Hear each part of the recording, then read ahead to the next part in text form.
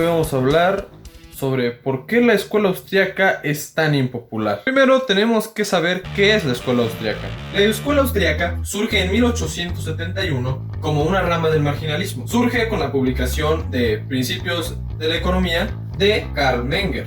De hecho, aquí tengo uno de sus libros, El método de las ciencias sociales. Y pues este hombre funda una escuela que se puede considerar como ajena al neoclasicismo porque tiene sus diferencias. Que por cierto se podría hacer un video entero acerca de esto, de las diferencias entre la escuela austríaca de economía y la escuela neoclásica de economía, o lo que se ha venido a llamar la escuela neoclásica de economía, porque incluso en ese tema se pueden hacer ramificaciones. Si bien es cierto que es un término a veces común, ¿no? Como neoliberal, capitalismo, estos términos comunes a veces requieren cierta delimitación. Lo que se conoce como la escuela neoclásica de economía tiene sus diferencias con lo que se conoce como la escuela austríaca de economía. Hay gente que lo mete en el mismo saco y hay gente que dice que los austríacos son parte de los neoclásicos, hay gente que dice que los neokeynesianos son parte de los neoclásicos, o sea, la gente dice muchas cosas.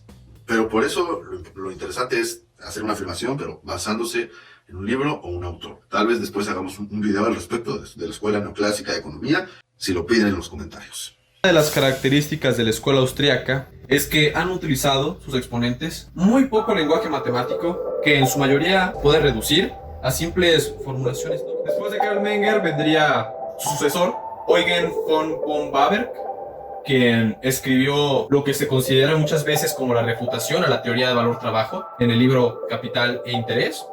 Ya después viene otra generación, de la que el más conocido es Ludwig von Mises, quien también luego le enseñaría a Hayek, un economista que luchó férreamente contra las ideas keynesianas y las ideas socialistas durante el siglo XX y que posteriormente se dedicó aún más al derecho. Ya también Mises le enseñaría a Murray Rothbard cuando se fue a Estados Unidos, y este fundaría el anarcocapitalismo. Y de hecho, este libro se considera el manifiesto libertario anarcocapitalista, For a New Liberty, por Rothbard. Y en la actualidad, aún hay escritores que siguen esta corriente. Por ejemplo, Seyfried Amos, quien escribió The Bitcoin Standard, El patrón Bitcoin, que considero un libro bastante informativo en cuanto a cuestiones de historia monetaria, y también para clarificarnos algunas cosas sobre el Bitcoin. También más mediáticos serían Juan Ramón Rayo, muy conocido principalmente en España, y Daniel Lacalle, también español y un economista muy influyente como consejero de gobiernos. ¿Cuál es el pensamiento de estos austríacos? Primero que nada hay que situar bien su origen. El marginalismo debe entenderse como una reacción contra la teoría valor-trabajo de Marx, que una vez teorizado que el valor es un producto del trabajo, se está a nada de entender que el empresario le roba al trabajador el fruto de su trabajo. Entonces, el marginalismo ofrece una manera alternativa de entender lo que es el valor. El valor subjetivo, el valor marginal.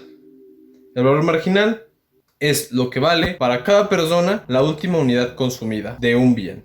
Y bueno, aquí otra vez nos metimos a la caja de Pandora, entonces antes de que nos vayan a decir en los comentarios, no es cierto, era una refutación más bien a la teoría clásica, de esa temporalidad con Marx no da, la revolución marginalista se dio antes de que Marx sacara su teoría de la explotación. De cierta manera, este video está hecho didáctico y corto, o sea, estas acotaciones van a ser pocas, porque queremos tratar lo que está acá arriba. Entonces, si nos enfocamos demasiado en el argumento del valor trabajo, pues estamos haciendo otro video, que más adelante lo podemos hacer. Una vez más los invitamos a que se suscriban acerca de las teorías del valor. Pero no nos vamos a meter en ese tema porque sería muy rápido y requiere más. Bueno, a ver, ahora sí, entonces ya estamos entrando en tema, ¿no? Ya estamos entrando en calor. Entonces vamos a empezar. Ahí les van las 10 razones por las cuales la Escuela Austríaca de Economía es tan impopular. Número 1. ¿Qué es el capitalismo? ¿Qué es el socialismo? ¿Cómo sabes que eso significan? La definición que nos podrías dar, ¿crees que fuera válida hace 40 años, hace 50 años, incluso hace 30 o 25 años? ¿Crees que la mayoría de las personas que estudian economía, sociología, ciencias políticas estuvieran de acuerdo con esa definición hoy o antes? La escuela austríaca, ya desde la generación de Mises para adelante, se dieron a la tarea de deconstruir, aunque usted no lo crea, las palabras capitalismo y socialismo. Pero aunque hoy en día hay personas que utilizan sus definiciones de los términos socialismo y capitalismo, la verdad es que una vez que las ideas de Keynes fueron triunfando en la economía se dividió en marxista y capitalista. La marxista explicaba cómo entendían la economía de los países del bloque soviético y de China, y la que fue llamada la neoclásica o capitalista, que al tiempo adoptó preceptos keynesianos y neoclásicos para dar lugar a una nueva ortodoxia en los países capitalistas. Algunos le llamaban a esta síntesis el modelo ISLM, y el muy importante economista Paul Samuelson, por cierto, alumno de Joseph Schumpeter, se encargó de exportar este modelo de economía a todo el mundo. Hasta la fecha, grandes editoriales como Pearson, McGraw-Hill lo recomiendan como libro de macroeconomía el Samuelson, y con más razón en las décadas posteriores a la Gran Depresión hasta los años 80. Es decir, lo que se conocía como economía capitalista es muy diferente a lo que te han dicho que es el capitalismo en YouTube, si es que solamente tienes acceso a esos términos a través de YouTube. Pregúntate, ¿qué es el capitalismo? ¿Qué es el socialismo? ¿Y cómo sabes que eso significan esas palabras? Porque puede ser que esas palabras significaran otra cosa, y lo que tú estás pensando son las acepciones que le dieron a esas palabras la Escuela Austríaca de Economía, pero en su momento no triunfó.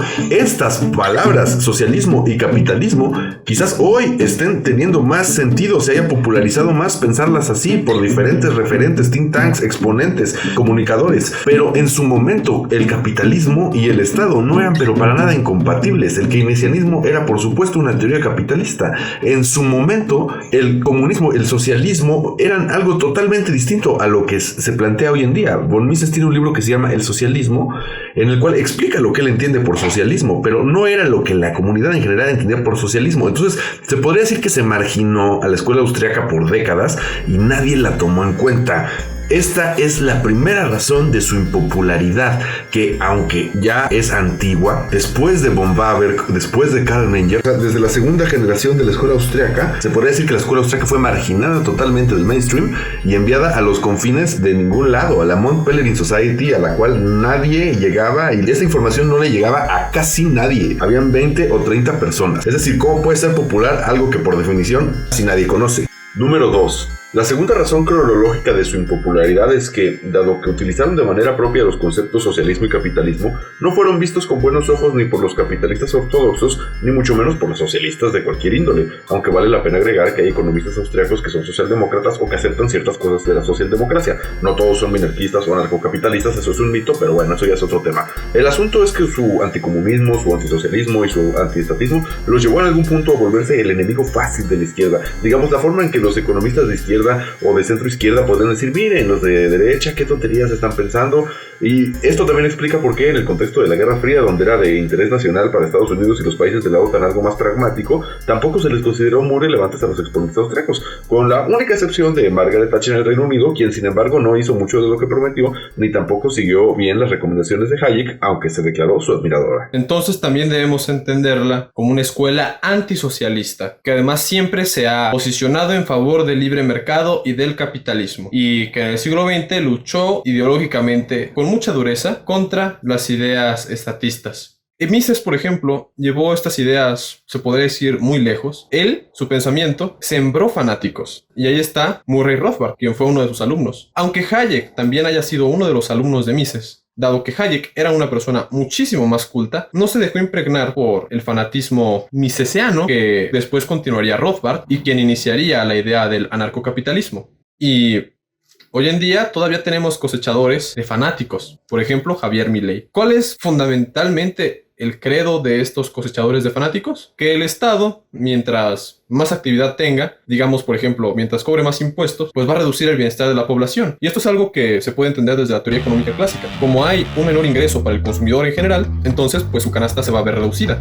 Entonces Rothbard lleva esta utilidad económica al extremo. Y no solo eso, también lleva la cuestión política al extremo. El Estado, a la vez que trata de proteger las libertades, necesita socavarlas para protegerlas. Y esa es una contradicción que Rothbard ve irreconciliable. Y entonces, para resolver esa contradicción, esa impureza, propone el anarcocapitalismo. Pero la cuestión es que estas personas siempre, estos fanáticos siempre se han basado en cuestiones de pureza. Y es un lenguaje que también utiliza uno de los conocidos discípulos de Rothbard, Hans Hermann Hoppe, quien se ha posicionado incluso a favor del monarquismo. Bien podemos decir que de este fanatismo que se ha cosechado por parte de algunos exponentes del austrianismo, viene su mala fama.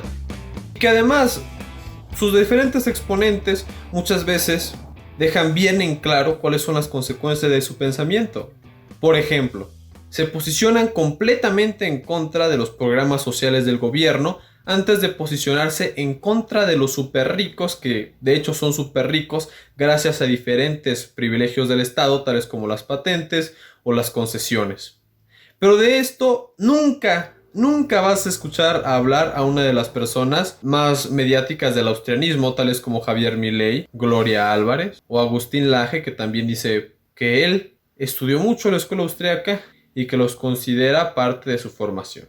Entonces, dado que ellos se oponen a medidas populares de una manera tajante y extrema, tales como las escuelas públicas, los servicios públicos estatizados, o sea, que la luz sea del Estado, ellos dicen que sea mejor del privado, cuando por ejemplo en Estados Unidos se ha visto que eso no ha funcionado muy bien, que digamos. Naturalmente la gente ve que tiene mucho que perder con esas propuestas y se dicen libertarios, pero a la vez defienden a las personas que tanto los vigilan, que compran a sus legisladores y que forman parte del círculo vicioso de la corrupción de los gobiernos latinoamericanos. Eso, añádanle el hecho de que tienen una legión de personas muy jóvenes, por no decir niños, que repiten todo esto sin cesar, sin cuestionarse, y pensando que quien no piense como ellos es una persona completamente carente de cualquier conocimiento básico, cuando en realidad quienes apenas tienen un conocimiento básico son la mayoría de las personas que apoyan estas corrientes. A veces sí se menciona, pero sobre todo cuando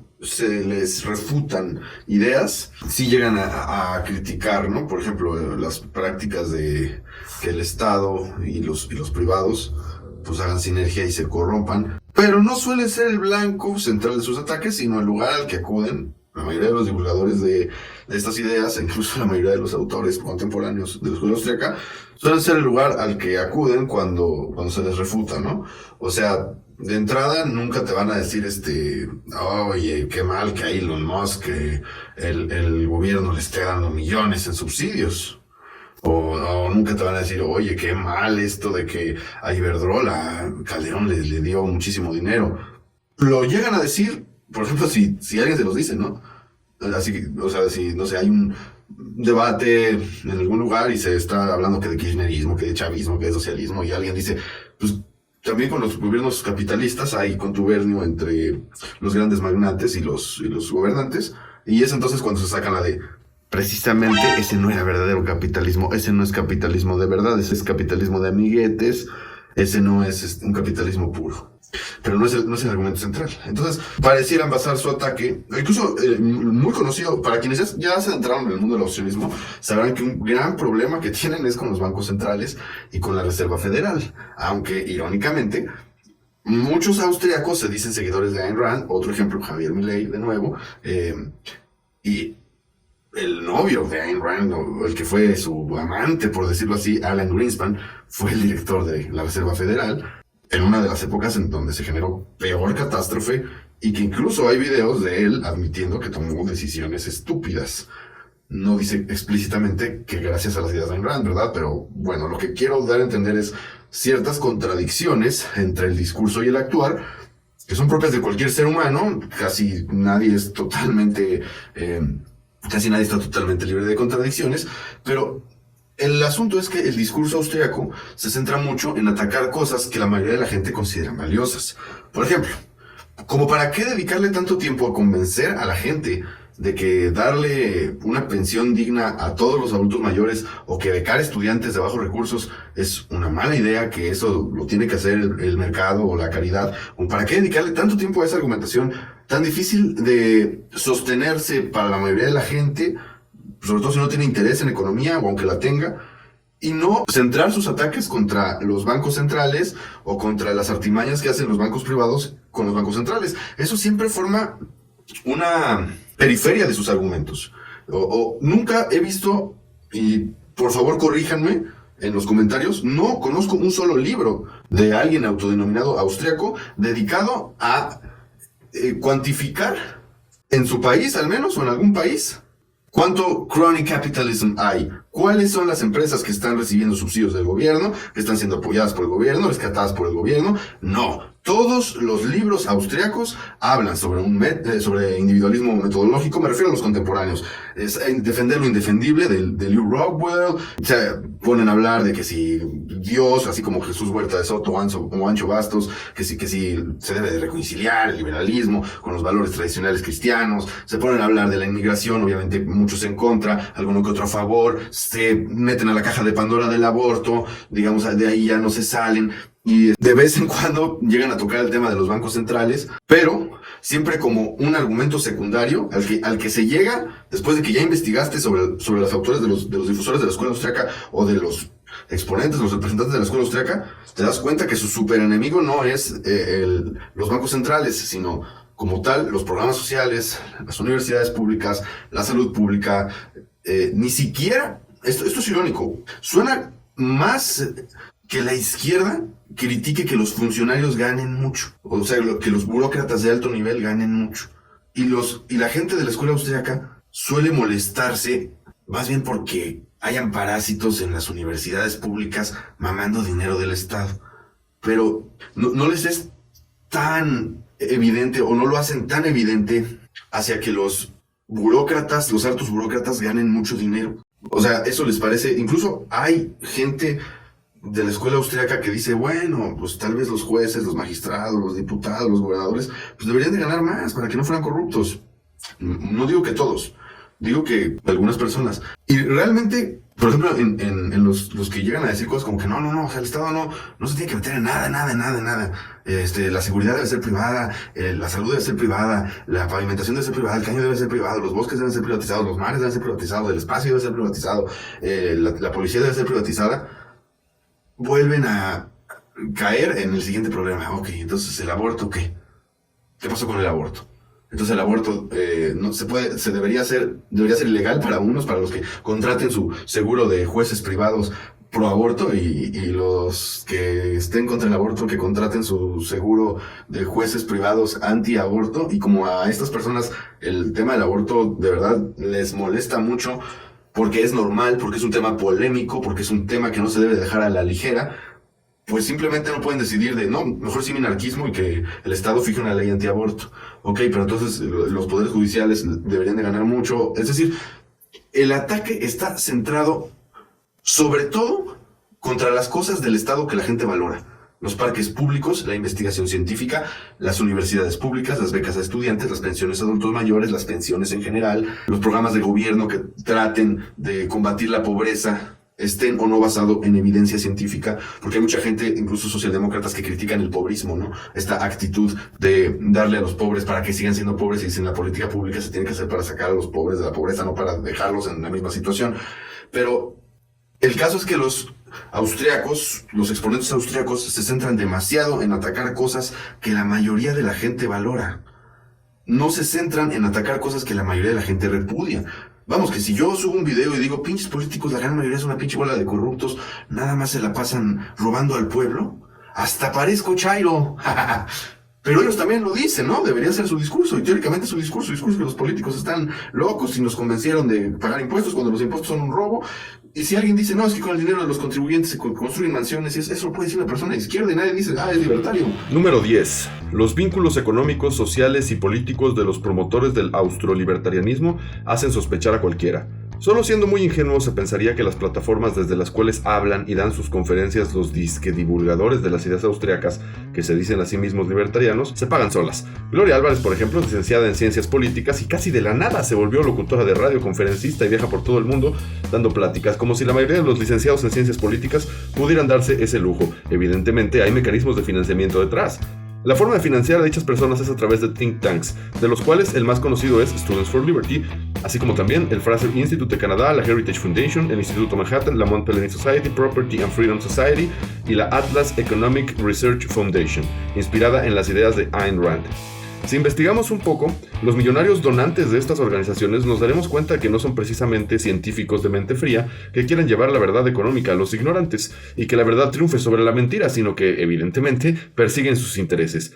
Los donantes en realidad son, de una u otra forma, fundaciones prestanombres de corporaciones como las Industrias Koch, la National Endowment for Democracy, que básicamente nació en la Guerra Fría para combatir ideas comunistas desde el Estado, desde los Estados Unidos, desde el gobierno, sigue siendo solventada con impuestos de los norteamericanos. También han recibido cientos de miles de dólares de la tabacalera Philip Morris y de la petrolera ExxonMobil, así como de otros empresarios y grupos bancarios que evidentemente tienen más que ganar si el gobierno no los regula, si no hay restricciones ambientales de ningún tipo, si no se les cobra impuestos o no se les penaliza por contaminar en países.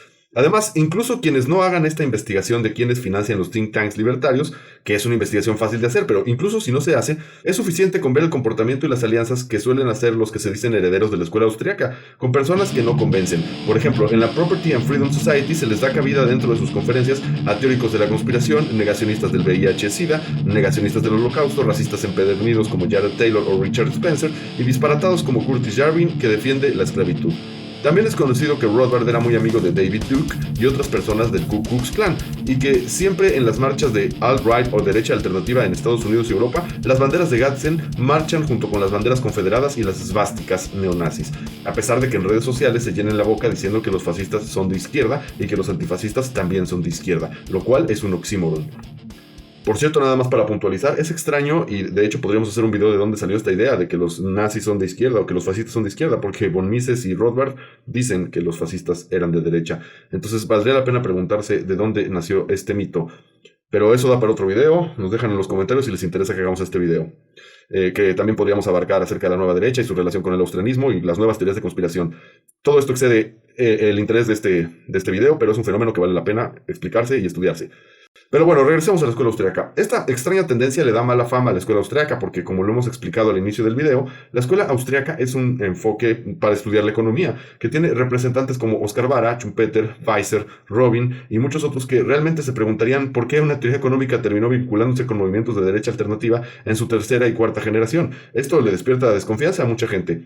Hay libros de economistas que se sumen austriacos que valen la pena leerse, incluso de exponentes que hemos criticado en este video, como Rothbard y von Mises. Tienen libros malos, pero la realidad es que también tienen libros buenos. Historia del pensamiento económico de Rothbard es un buen libro, La traición de la derecha norteamericana y el misterio de la banca. De von Mises también hay obras recomendables, como La acción humana, obviamente, Problemas epistemológicos de la economía y El cálculo económico en el socialismo, solo por decir algunos.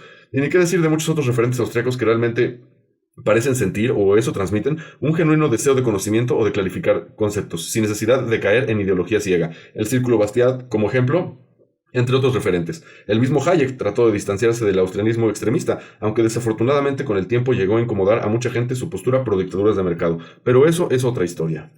Todos los austriacos han pensado así. Como muestra está el mismísimo Hayek. En este libro, él nos expone en una parte que él considera muy importante que las personas más desafortunadas reciban cierta ayuda del Estado.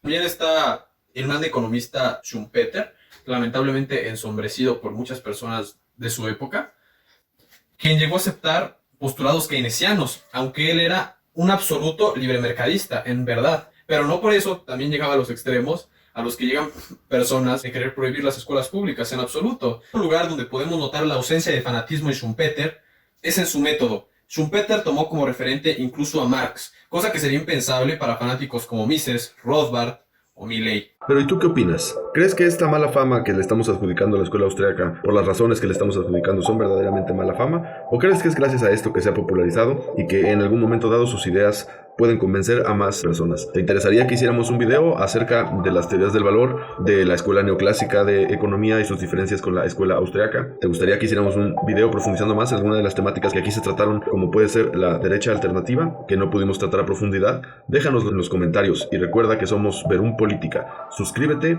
y di no a la posverdad.